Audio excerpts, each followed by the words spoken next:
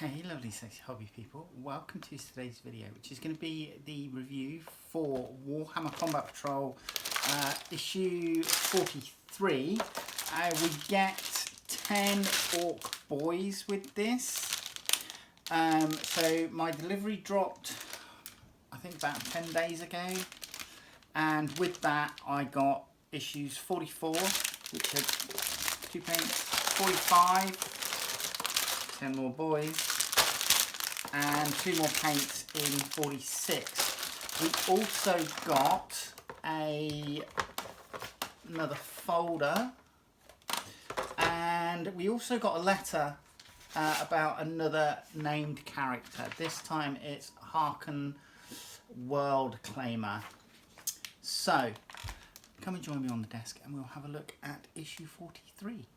Right then, lovelies, let's have a look at our exclusive Harken World Claimer character pack, shall we? So it says here, this special issue of Combat Patrol is the second in a series that will give you some of the 41st Millennium's greatest champions. In this issue, you'll find Harken World Claimer, Herald of the Apocalypse, and a mighty Chaos Lord. Once he's built and painted, use the background included with this issue to take some atmospheric photos to share with your friends and with other collectors in the Combat Patrol community. Harken World Claimer can be used instead of your Dark Apostle, and your special character pack also includes information on how to use him in wider games of Warhammer 40,000. This special issue of Combat Patrol comes with the plastic sprue necessary to assemble your Harken World Claimer, build and paint guides, as well as detailed background on the character and all the rules and data sheets required to sow terror and confusion with Harken in battle. This brand new character pack comes from for the special subscriber price of $9.99, which is average. As a subscriber, we have already reserved a Harken World Claimer character pack for you, and it will be sent out automatically in your next dispatch. I don't have a problem with that. If you do not wish to receive your limited edition character pack, then you can contact us using the contact form noted at the top of this letter to cancel the order.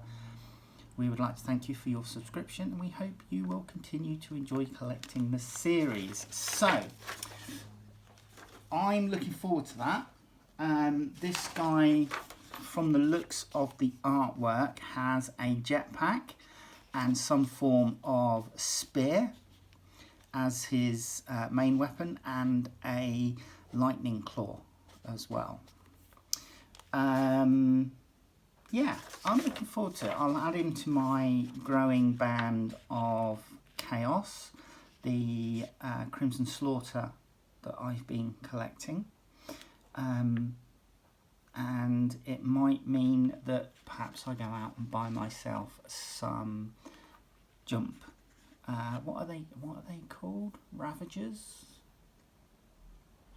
I can't remember what the jump pack troops are called for Chaos. Somebody let me know in the comments below. But yeah, I may go out and buy some of those. Anyway, let's crack on with the review for this magazine. So we get another binder. Again, just on the inside you get the 9 Combat Patrols, and it's pretty much the same on the outside. No biggie there.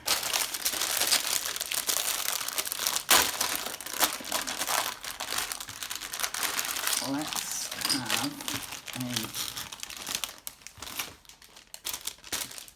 goggle at our orcs now. First thing we're going to do is count the bases. 3, 5, 10. Good. All the bases are there. I think I've said before that when I was collecting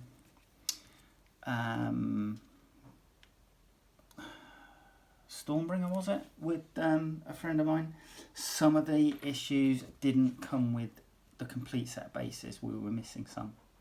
Anyway, 10 Ork Boyz. Now these are the new Ork Boyz. Are they beast snaggers or something stupid like that?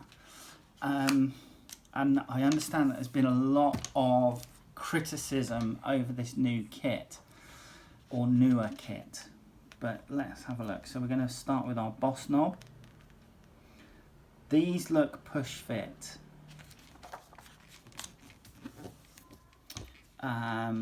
So start with our boss knob, and then we're going in with a number of slugger and choppers and shooters. Now, one of the criticisms I understand for this kit is that you cannot make all either shooters or slugger and chopper, as I understand it. And then you get a choice of heavy weapon, I believe, which is either the big shooter or I think it's a rocket. Let me just have a quick look. Yeah, so rocket launcher or big shooter, I think, are the two main weapons there. And I think that we don't have an additional choice for our knob for weapons, so our boss knob. But there you go, that's it. We're then going to go into how to paint, and they're starting off with a black base coat, and they're using the Uruk flesh as a base coat over the black. And then I think they're going to be highlighting it up with, they're going to add a shade of Coalia green shade.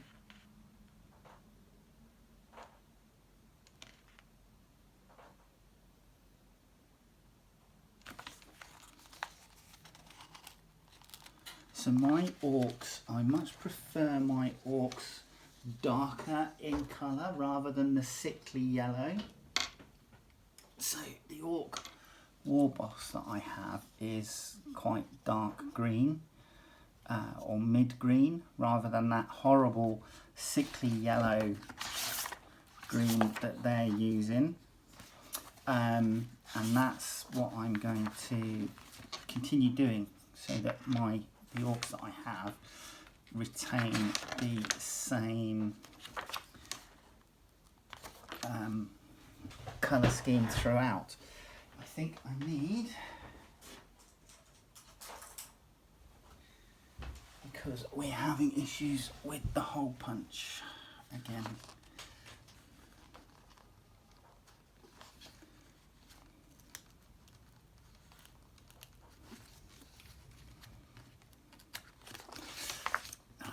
Anyway, after painting, this is where you'll be at. Ork Boyz. Boys are the backbone of an orcish army, and they charge into battle armed with crude but brutal weapons.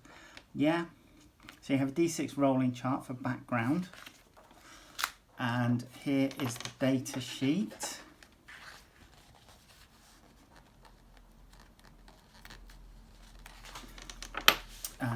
So here is the data sheet. So they have a 6-inch move, they have a 5 toughness, they have a 5 up save. The boys have 1 wound, the boss knob has 2. They have a leadership 7 and an objective control 2. Their big shooter is 36-inch range. Their shooters are, and the big shooter is rapid fire 2. It's got 3 attacks, 5 plus ballistic skill, 5 strength, 0 AP and 1 damage. The shooters are rapid fire 1, and that's 18 inches, 2 attacks, ballistic skill 5 plus, strength 4, 0 AP and 1 damage.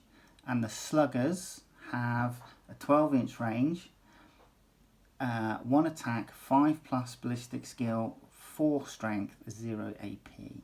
The big chopper that the boss knob has is melee range. It's 3 attacks, 3 plus weapon skill, strength 7, minus 1 AP, 2 damage.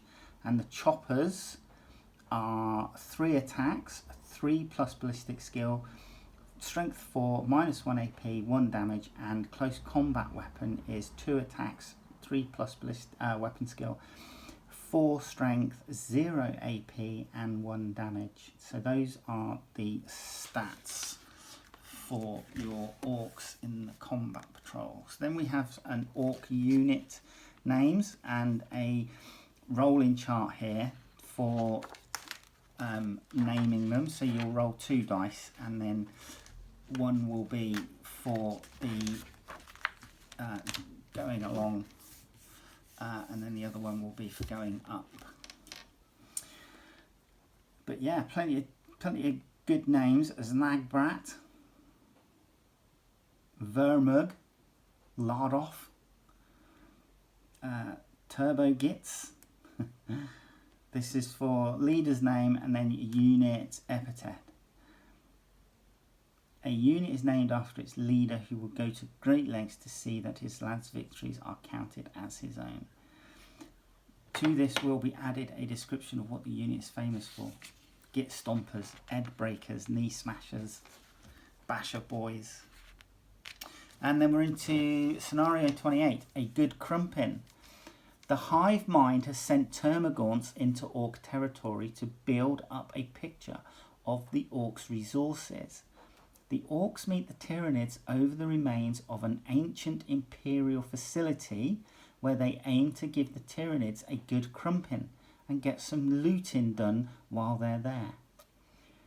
To play a good crumpin, set up your battlefield on a single mat as shown below. So this is the new one.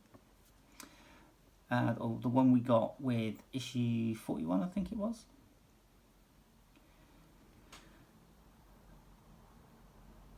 And set out the 3 objective markers. Then the players gather their armies. The Orcs player has 2 units of 5 boys. The Tyranids player has 2 units of 10 termagants. Finally, the units are deployed in accordance with the deployment instructions below. So objective markers 1, 2, 3. You have terrain deployment areas. So your battle mat is folded into 8. So Tyranids are going to be deployed along one short table edge. Orcs deployed along the other short table edge. Objectives across the 3 crossovers in the center, down the center line of the battle mat, lengthways, and then terrain deployments in opposite 8ths quadrants of the 4 squares in the center. Deployment: each player selects a terrain card and places it in the terrain area that is furthest from their deployment zone. Then, starting with the Orcs player, each player places their units in their deployment zone. The Orcs player takes the first turn. In this scenario, you may not take any enhancements or secondary objectives, and neither side may use faction abilities or stratagems. How to win: at the end of the player's command phase, they can score points by looting as described on the following page. At the end of the 4th battle round, if all of one player's units are destroyed, the game ends and the player with the largest number of victory points is the winner. If both players have an equal number of victory points, the battle is a draw.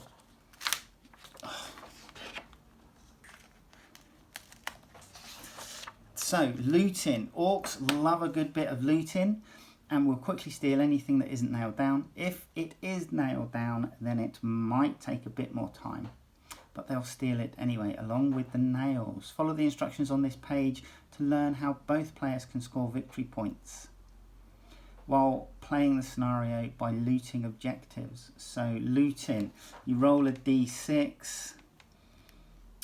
Both armies can gain victory points by looting objectives at the end of each player's command phase. The player whose turn it is can attempt to loot any objectives that they have control and which they have not previously looted. For more information, blah, blah, blah. Right, to loot an objective, the player rolls a d6 and scores victory points as indicated on the table on the right. So if you roll a 1, it's nothing. A 2 to 5 is 3 victory points, and a 6 is 5 victory points. So there you go. And your victory conditions: Orcs, Tyranids, or a draw. And then we'll fight anyone. And you can add in your other armies that are part of this collection that you've collected so far. Let's have a look at the Orcs. They're on 32mm. I want to say slot bases, but it's not a slot anymore, it's a hole. So these are a sculpt of 2021. I'm not overly enthusiastic. Whilst the poses are quite dynamic, I am disappointed in the fact that essentially all you're going to be doing is building the same orcs twice. There's not as much customizability that we had with the old Ork kit, and I think that's part of the reason why GW still sell, at least I think they still sell, the Ork Boyz, the old Ork Boyz kit alongside this. I'm not keen on these, but yeah, we've got obviously plenty. I don't think there's a lot of scope for customization because these are push fit. You can tell they're push fit by the little holes in the back here, and then there's the little corresponding pins. I don't know what GW were thinking, because the Ork War Boss that we did the other week was push fit as well, but I don't know if this was a change in tactic for GW that they then abandoned, whether they're going to make all their miniatures push fit or something, I don't know. But yeah, don't like them. I've said that. I know I've said that. I'm so sorry. But looking at this, because they're push fit, they're not as customizable. You're going to be hard pressed to get much variation on these. You might be able to do it if you have some orc arms floating around, and you can slice off an orc arm at the relevant point without it looking too janky. Then you could probably get round that. But yeah, they're essentially they're monopose. They're all monopose, and it's a disappointing product from GW. I have to say, having built the original Ork Boyz kit, this is very much a letdown. But let me know what you think in the comments. Anyway, shall we get some of these built? Should we just build a boy and the knob boss, or boss knob, and the big shooter? Yeah, let's do that. Let's get on the table and we will do that. Right then, lovelies. Should we build a orc with chopper and slugger first? Now, most of these go together in a very similar way, and you'll find that obviously they push fit. So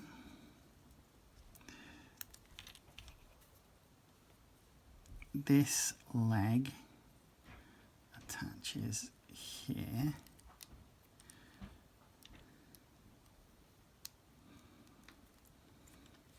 and I'm going to put the torso on first.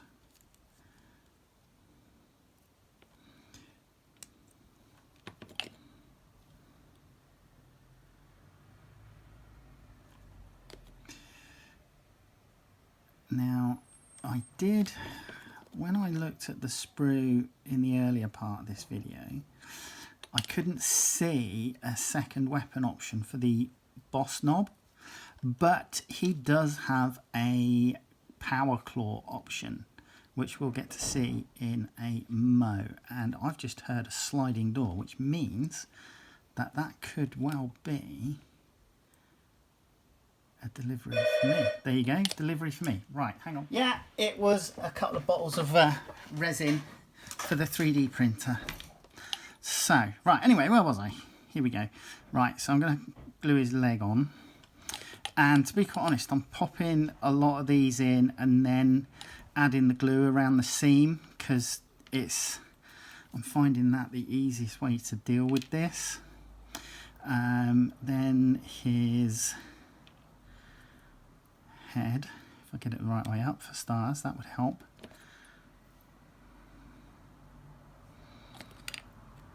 Just make sure that is seated. Home, and then his weapon arm is going to go on there.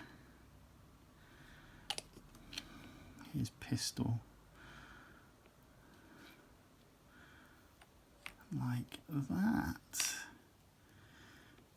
And then I'm just going to, now this was one which hadn't, so a couple of my bases, the hex slot hadn't had a bit of flash, and this is one of them.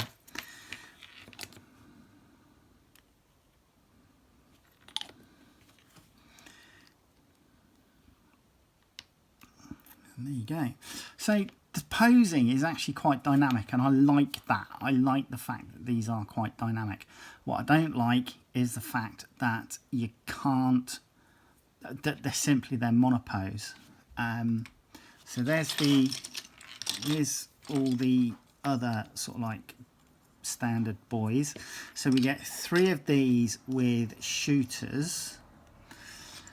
So we get these 3 guys with shooters, which are cool. You know, I particularly like this one with the spent cases being ejected. And then we get 5 slugger and chopper chaps. Now, the unfortunate thing is that you don't get an even mix of all of them. And I don't know, although we've got some spares left on the sprue. So we've got I think this might be another weapon option. I'm not entirely sure what for or who for, but it's a bionic arm, and I was wondering if that might be another weapon option for the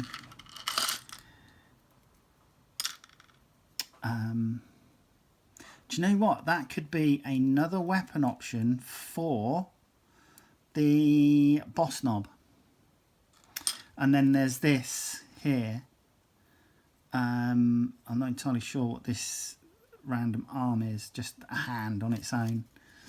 I don't think that's the opposite arm for the boss knob. We'll have a look in a bit. But we've got these 2 parts left over on this sprue, and then we've got the Rocket Boy parts left over. We've gone for the big shooter, like heavy bolter type option, according to the instructions. So let's get that one built.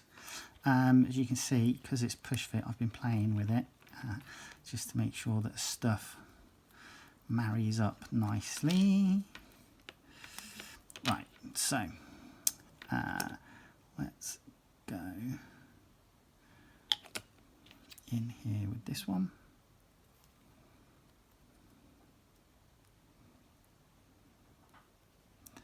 Like that, and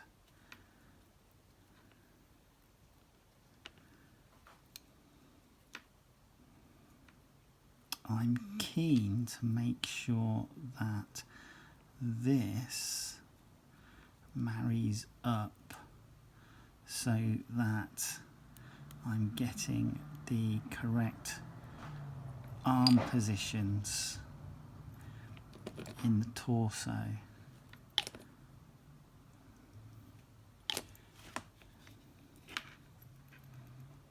So that's that. And then literally you're just going to lob the back on, and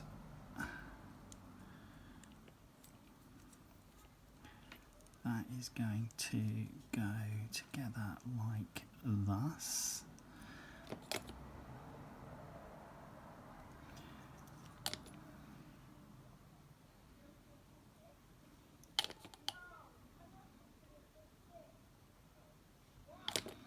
Like so. There you go.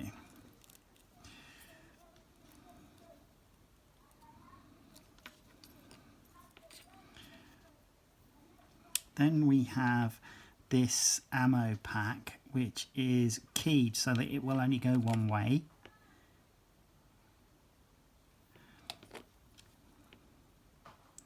So just make sure you get that round the right way to go on. And then finally his head with his Fritz helmet. Right, we just need to make sure that that locates into the hole for it. And there's your shooter guy, your heavy support weapon. He'd be your squad automatic gunner, your LMG guy in a unit. So yeah, there you go, there's your shooter. Now, as I was saying, we've got some options for our boss knob. You get two heads. So you get one with horns, one without. I think, yep, one without. You get either the chopper here, the big chopper, or you get a power claw. I can't recall if this is one side or the other. And there's the other part of the power claw. So I'm just going to glue this together first.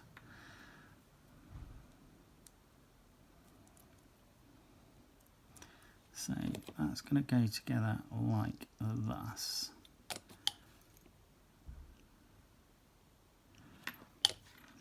So I think I probably missed something with regards to building this guy up. Yeah, so that other hand that we've got, that random hand, is actually the one we're going to be using. I failed to clip it out, so let's do that now.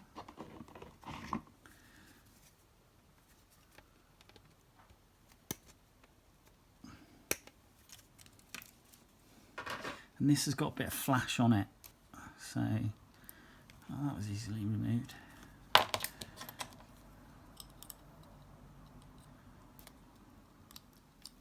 Right, let me just sort the mould line out on this and we can get to it. So you've got the option of the claw or this hand, and then the other option is the pistol. But we're obviously going with the big chopper and this hand. I'm sure you could do quite a common loadout is the pistol and power claw. So we may, because we get 10 more of these boys, I would think that we're probably going to see that combination potentially in the next issue. We get 2 paint issues with this delivery, and we got 2 sets of Ork Boyz, and essentially that was it. So here we go. Right, now we're starting off with his back, and we're going to stick his leg in. So that is going to go in there.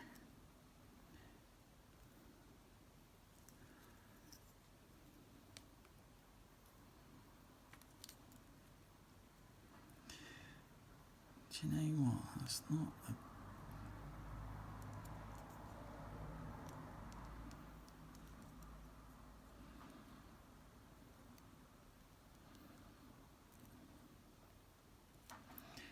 That's better. So I'm going to attack this from this side. And hopefully that will stick it together. And it's not. Come on.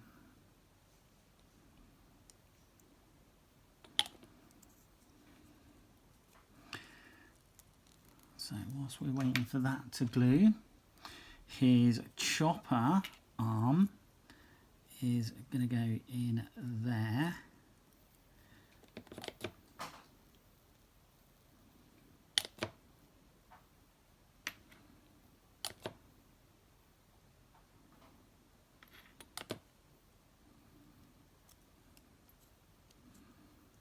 That's better. Then his other arm is going to go in there.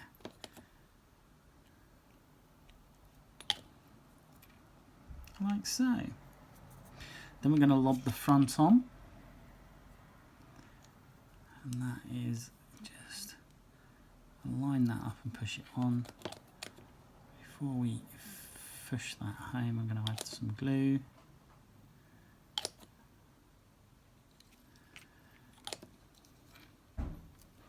Like this.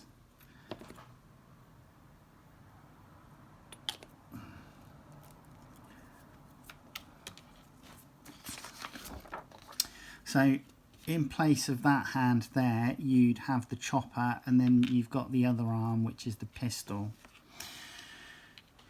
Now they've gone with the horns on this one, so we're gonna stick that in, and this has more of a tab rather than a pin. The reason being is that you're actually going to pin in the metallic jaw armour. So this bit of jaw armour here is going to pin into the tiny little hole that's there, and then that is going to secure, or is supposed to secure, the head into position.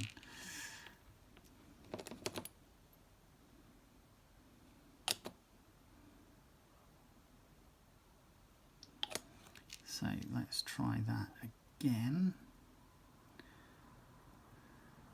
That's better. That's always slides in a bit easier with a bit of lubrication.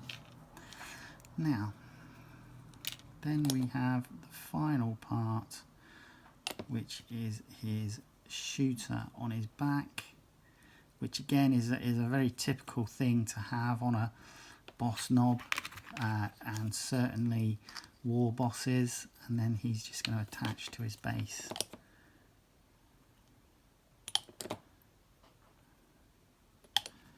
There, like so.